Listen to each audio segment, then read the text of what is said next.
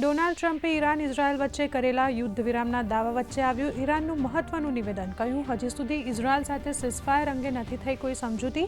ઈરાને Israel પર કરેલા missile હુમલામાં 3 લોકોના થયા મોત.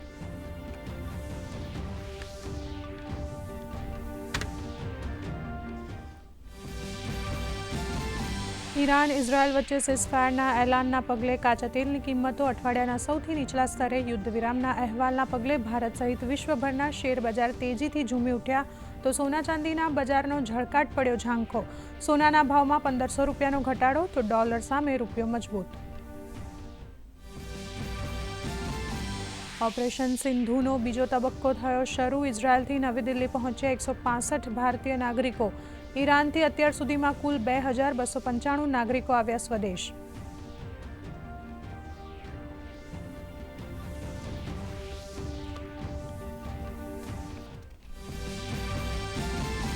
ભારતનો ઓઆઈસીને સ્પષ્ટ જવાબ. કહ્યું, જમ્મુ કાશ્મીર ભારતનું અભિન્ન અંગ. પાકિસ્તાનના પ્રભાવમાં આવીને ન કરે અનુચિત અને તથ્યહીન ટિપ્પણી.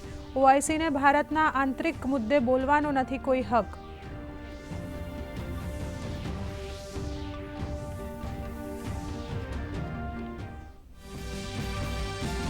કેન્દ્રીય ગૃહમંત્રી અમિત શાહ આજે વારાણસીમાં સેન્ટ્રલ ઝોનલની કાઉન્સિલની 25મી બેઠકની કરશે અધ્યક્ષતા. ઉત્તર પ્રદેશ, મધ્યપ્રદેશ, છત્તીસગઢ અને ઉત્તરાખંડના મુખ્યમંત્રીઓ પણ રહેશે હાજર.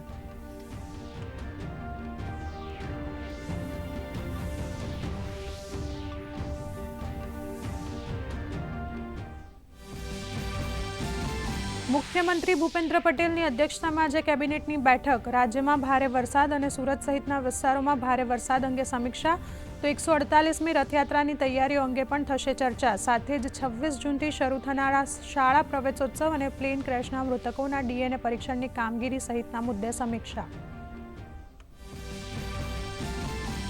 ગુજરાતમાં છેલ્લા 24 કલાકમાં કુલ 163 તાલુકાઓમાં વરસાદ. સૌથી વધુ 13.6 ઇંચ વરસાદથી ગમરોડાયું સુરત.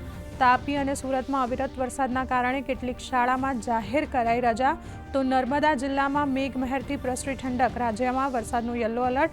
15 ડેમ હાઈ એલર્ટ પર. ઉત્તર પશ્ચિમના ઘણા ભાગોમાં ચોમાસાને આગળ વધવા સાનુકૂળ પરિસ્થિતિ. ઝારખંડમાં ભારે વરસાદના કારણે ખોરવાયું જનજીવન. તો દિલ્હીમાં વરસાદનું યલો એલર્ટ. આજે બિહાર, ઝારખંડ, ઓડિશા, સિક્કિમ, કેરળ અને કર્ણાટકમાં મુશળધાર વરસાદની આગાહી.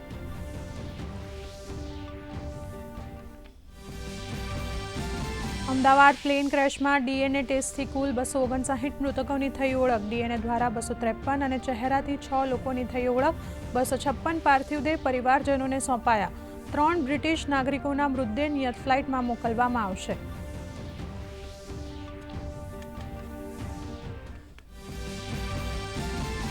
અને લીડ્સ ટેસ્ટનો આજે રોમાંચક 5મો દિવસ. ભારતે ઇંગ્લેન્ડને આપ્યો 371 રનનો લક્ષ્યાંક. જીત માટે ઇંગ્લેન્ડને 350 રનની જરૂરિયાત. તો કેએલ રાહુલ અને ઋષભ પંતે ફટકારી શાનદાર સદી.